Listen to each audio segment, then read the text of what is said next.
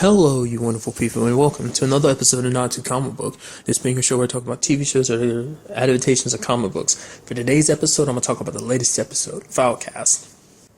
So, a very interesting episode where we have the Reverend kind of, after what went down last episode with Sidney carving up his chest with that symbol, essentially hiding it away. He's not telling anyone about what happened. Granted, Patricia's son saw it, but he ended up not telling anyone about it, which, there's that statue that gets tagged later on in the episode. I'm sure Reverend Anderson is thinking like, oh, Sidney's the one to do it, but it's obviously like that kid did it because he's laughing about it too, making fun of like drawing a symbol on his own chest, like tracing it out on his chest. And he's like, so either he is possessed, maybe at some point he got possessed, or he's just being a douchebag. I think it's just being a douchebag because he did see the Reverend and his mom making out earlier because essentially he finally admitted, he's like, yeah, you're right, I was complete another asshole to you. You were trying to be there for me, and you were there with me, to see the evil that I'm fighting. So I don't know, because I feel like he would have told someone at first. Because he seemed like he was scared, so I would have thought he would have gone off to tell someone. But the fact of the matter, he's so cool, calm in this episode and not telling anyone makes me think he might have gotten possessed. Or, like I said, maybe he's just a douche. Because the way he was talking to his mom that one time about just like, oh, yeah, you just sleep with any guy and you're just hoping that they'll stay with you. Like, that's another way to talk to your mom. Maybe it's because it's like his dad. Because we end up finding out about his dad in this episode because apparently part of this episode takes place on Remembrance Day. Essentially, like 29 people died in like a mining accident. The mine collapsed on people, and his dad was one of them. So maybe that's why. Maybe he's just acting out in that regard. But nevertheless, getting back to the Reverend, we have him like kind of just being so adamant about it. He's like, because he doesn't tell anyone because part of me is like, maybe there's a part of him who's like embarrassed. I mean, obviously there's the pride and ego aspect to it, but then there's also like, I was thinking like, because he didn't tell anybody he was playing cards with. I'm thinking like maybe he's afraid because he doesn't know who he can trust. Maybe anyone can be possessed because like he's never known this entire time that people are possessed, but he ends up telling the sheriff about it, and he's like, what I can do is I can bring him into like show everyone what he really is. Which, side note, there was a thing that came up. Mildred died. Did not know that. I thought they put her in the back of the ambulance because like she was in the same state as his mom. It's like, nope, she died. So I'm guessing whatever Sidney did or whatever that, like, because normally, if it leaves somebody, they end up in the same state as his mom, or maybe not, or that girl Charlotte, like it left. I don't know in those cases, was that Kyle pulling it out? In his mom's case, it left him, but it left his mom and left her in that state. Charlotte, it looks like it left. It seemed like that was Kyle pulling it out. It didn't seem like that. So, I don't know whether, that's why I'm thinking it's more so Sidney who did it. I thought she was in a comatose state, but nope, she's dead. So I'm guessing he ripped it out of her, and when he did it, because when it's forcibly ripped out by someone other than Kyle, because Kyle probably kind of gently like maneuvers it out. Obviously, that's not how it looks, but he kind of has a certain touch to kind of remove it gently. Maybe Sidney just yanked it out, or maybe Sidney just straight up killed the thing inside of her just because it tried to go after Kyle. I mean, it didn't try to go after Kyle, it went after him. It fed on him. But he's up there in front of everyone in Remembrance Day, showing off the symbol, pointing out Sidney, being like, oh yeah, because he ran into Sidney in the barbershop, telling him basically like, you should play a game of poker with me, because when you see a man's way a man plays poker, you get to really see who he really is. And basically talking about he's going to out him in front of everybody. It's like they're going to come together and they're going to get rid of, once they see the face of evil, they'll come together and stop it. But he's pointing it out, be like, oh, this is Sidney, he's evil, he's the devil, and just Sidney's just standing there just like, okay. And then everyone in the crowd's just like, oh my God, like, because even Kyle said to himself, you screwed up big time. We have to be smart about it. What you just did there was not smart. Literally everyone in town is going to think you're crazy. At least prior to this, you had some credibility, with some people who believed in you. I'm sure Patricia still has his back because she saw the guy from last episode who was possessed. So she's still on his side. But everyone else in town is just going to look at him just like he thinks he's crazy. Especially Megan. She was like, oh, that lunatic Anderson. So But it's one of those situations where he played right into Sydney's hand. I believe Sydney wanted him to do that because he wanted basically now the entire town's just gonna look at you like a laughing stock. They won't take you seriously when you try to do something. It's like, oh, so and so is possessed. It's like, yeah, you're that crazy Reverend. Shut up. No, you don't know what you're talking about.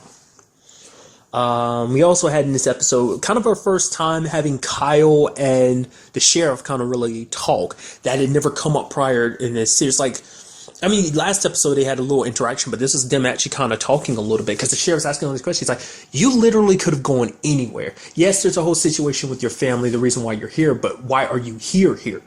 You could have literally gone anywhere, but you decided to come back to town where literally everyone is like, get the hell out. No one likes you. Everyone's afraid of you because of the whole situation with you, your wife, and your daughter. And that basically the sheriff is basically like, I understand, like, you know, he knows, it's like, I know there's something deeper going on in this town. This town is stained. And, you know, we need to essentially saying we need to work together, essentially. He basically wanted Kyle to check out the fire chief, which I saw his, like, a badge on his shirt. It said fire, so I'm like, okay, he is the firefighter chief or whatever. Needed Kyle to test him out to see if he was a demon or not. Because they ended up getting to an altercation during a poker game. He was blatantly pointing out, it's like, dude, what do you know about that camper being on fire? Because you weren't at home and you weren't working late, so where were you? And ended up having Kyle shake his hand, but nothing happened, so he's not possessed. So whatever business goes on between him and that camper, that's not demonic. Maybe it's connected. Maybe they're like, whatever stuff that's going down there, like whatever went down there, whatever it is, maybe it is connected to demons, but obviously they don't know it. I mean, because he even talks to the sheriff, he's like, he blatantly admitted, you want to know why I burned down that camper? This might be one of those instances where you want to turn a blind eye, not for just my sake, but also for your sake too. So it's like, what are they hiding? What is so scary that he like had to hide it by burning down that camper? And then on this other side of the story, you also had the whole situation with Megan. Basically, to me, I chalked up what, and his name is Donnie. I don't remember if I actually said that last episode. I think I said it was something like Bobby or like, I don't know. I don't think I said Donnie last time, but his name's Donnie.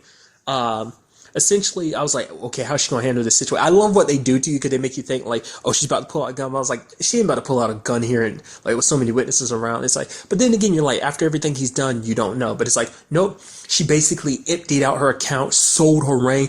Like maybe there's not enough money to even pay for like getting her kids some supplies for school. But she tapped her and the family out, gave them everything they had. Just leave me and my family alone, please. You said you're not the same person you was. I'm not going to apologize because of what you did to me, but please leave me and my husband alone.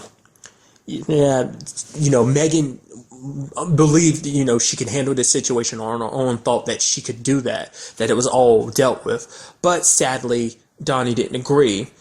So because she didn't comply with what he wanted, Donnie got the talked to the lawyer, basically released the tape, and it's like, there he is. Mark is called in by the sheriff. The sheriff suspends him, and basically he's going to be brought up on charges for it. And then just like Megan's like, this isn't going to end.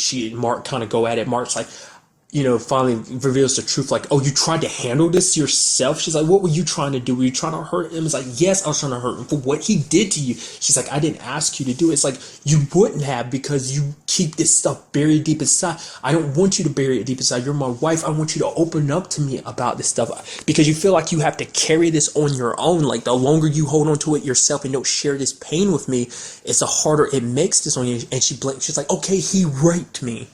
And it's just, Donnie had to sit down and she's just like, I'm sorry. Like, you know, it's just because she had been carrying that weight all on her own. Like, I think to her, it makes it more real. The more people that know about it, she has to keep it inside, because it's like, letting other people know, I guess in her mind, it might make her feel like she's reliving it all over again. And it's just, that's suffocating to her. Like, she'd rather keep it inside and try to deal with it herself, because she just wants it to go away. She doesn't want to deal with it. She doesn't want to face him, have anything to do with it. She just wants him to go away. And it's like, you know, what did they do now? And there's like, what can they do? Literally in the back of my mind, I'm thinking like, the only thing I think of, like, I feel like this could go, maybe them killing Donnie. Maybe we end up having Kyle touch. Well, granted, there was that whole altercation. They fought and nothing happened to Donnie when Donnie touched. Granted, that was him beating the crap out of Kyle. I don't know if it works that way. Maybe Kyle has to be the one to kind of initiate touching, but I mean, he beat the crap out of Kyle, but I don't know if that counts. I doubt he's possessed. I think he's just a piece of crap human being. He's making all these claims about being a different person, but if that was really the case, you would have taken the money and be like, okay, like, I get why your husband did it. I deserve to get the crap beat out of me because I raped you.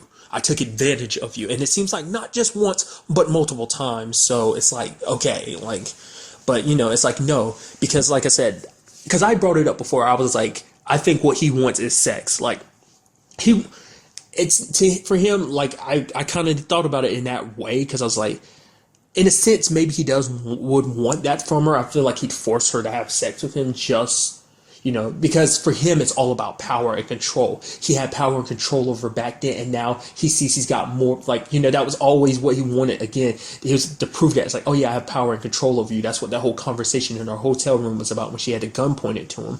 But now he definitely has power and control over her because of, you know, the whole Mark thing, but then she didn't go along with what he said, so he wants to punish her.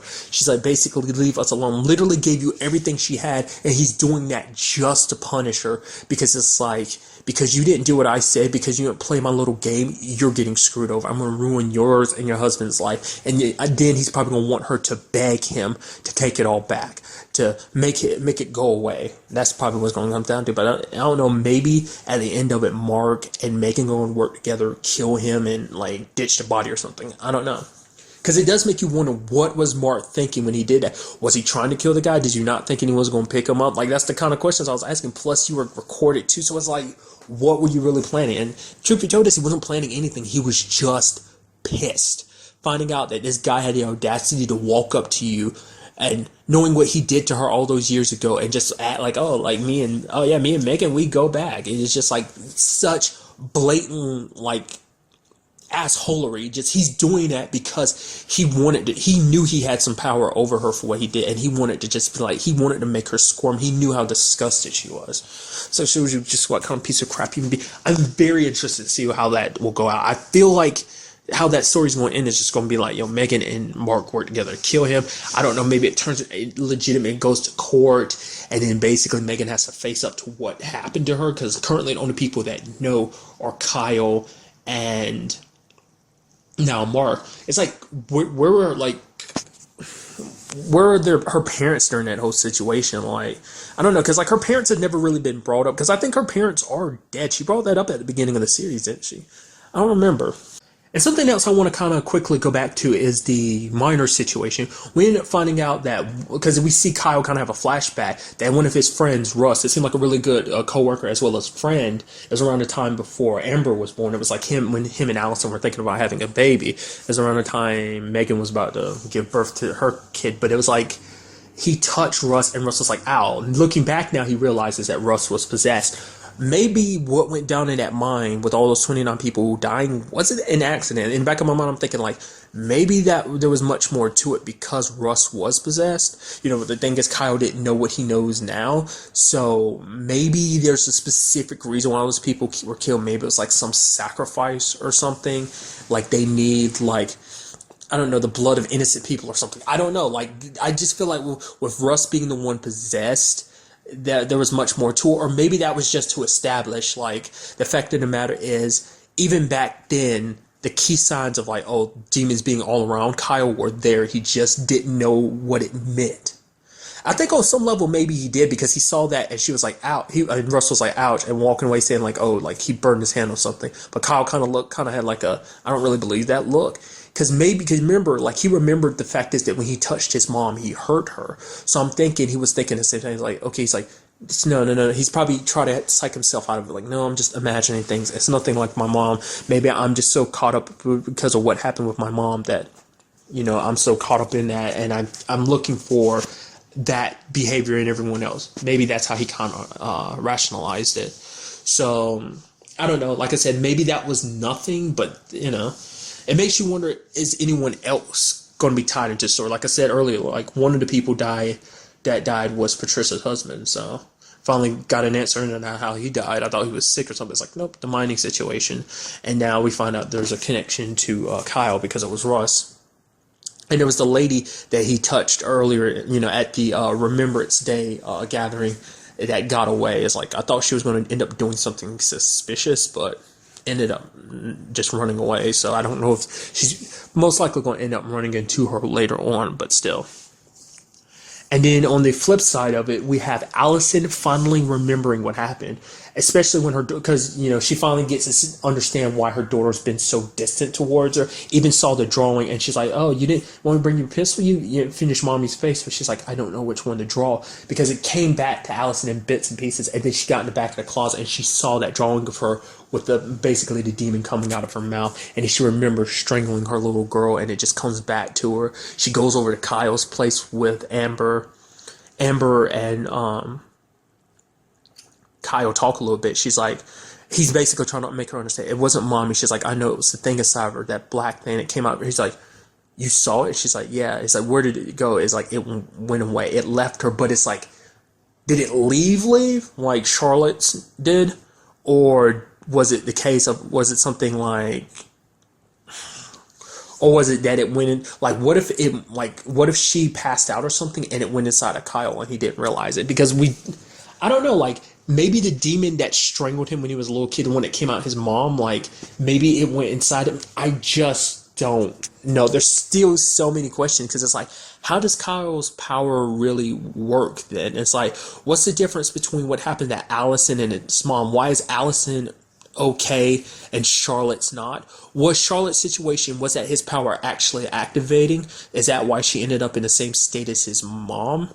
But granted, his mom ended up like that after it left her. Every other situation has been very different from the initial Joshua situation. Like, the only one that ever was similar to that was the one last episode with the guy that works for Reverend Anderson. That's the closest situation we have. Every other situation's been different. So even Kyle's confused. He's like, I don't know how this whole thing works. So I don't know.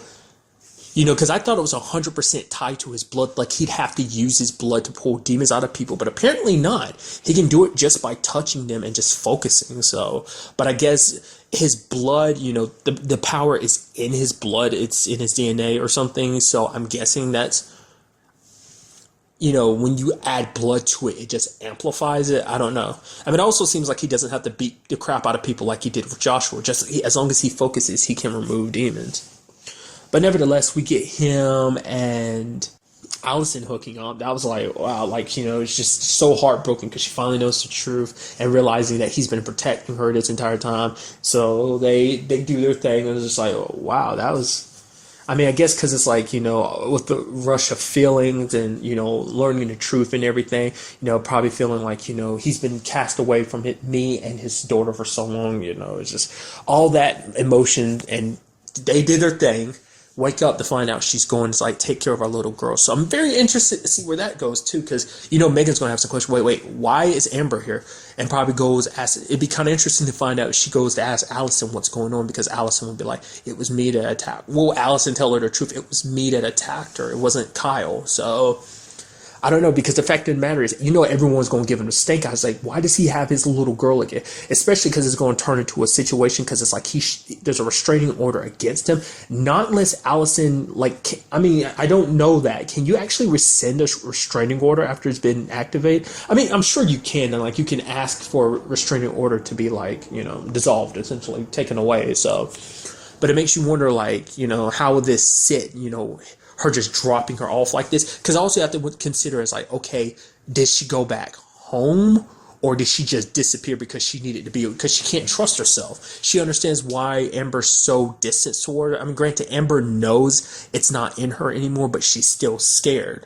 And so, I don't know, maybe whatever it did to her on the inside, it's still reminiscent. It's still there a little bit. The reason why she kind of flipped out a couple times we've seen so far in the series is maybe some she's remembering, and it's that memory and just the emotion of just being angry at herself for not being confused and not understanding what's happening, and just these feelings inside of her. Maybe that is what makes her kind of explode. So maybe it's not like a personality switch has been activated inside of her or something like that, where it's just like her personality kind of shifts because of what it did to her. Maybe it's just out of emotions of oh, this happened, and it's just, I'm trying to remember, things are cloudy and it's infuriating me. Maybe that's the case. So I'm very curious to see where that goes. Like, is she going to just be off? Is she going to be back home to answer these questions? Like, yeah, I left my daughter with him. Things are okay now. Don't make an issue out of it. Or did she just up and disappear? Because legally, I doubt he can just take Amber back. Most likely what will probably happen is he'll keep it hush hush. Be like, I'll keep her here without telling anyone that she's here. Probably tell Megan, but, ask Megan to just keep quiet about it, but, I don't think she will, because she'll probably think like, you're better now, but you're not, still, the situation hasn't been remedied yet, so you need to give it more time, maybe even call child services. Amber gets taken away. Just pure speculation. I'm very interested to see where everything goes now, see where the Reverend is next episode, because he basically just turned the entire town against him. Sydney did that in one fell swoop just because the Reverend got so caught up in it, so I wonder what the hell Patricia's kid, like what role he's going to play in this. I mean, because the mom, Patricia's not going to look at him and think he's crazy, because she's seen firsthand what demons are like. So she's going to be on his side, but like I said, everyone in town's against him. So, the fact is that Kyle has to be the one to tell him to be smart about this, because you would think it'd be like, because it's very interesting, because you expect the Reverend to be the one that's cool, calm, and collected, but it's actually Kyle who is the one that has to keep the Reverend in check. So very interesting. I want to see, will he be, because Kyle laid down the law saying like, yo, we're going to do things my way. You be you guide the people during the day.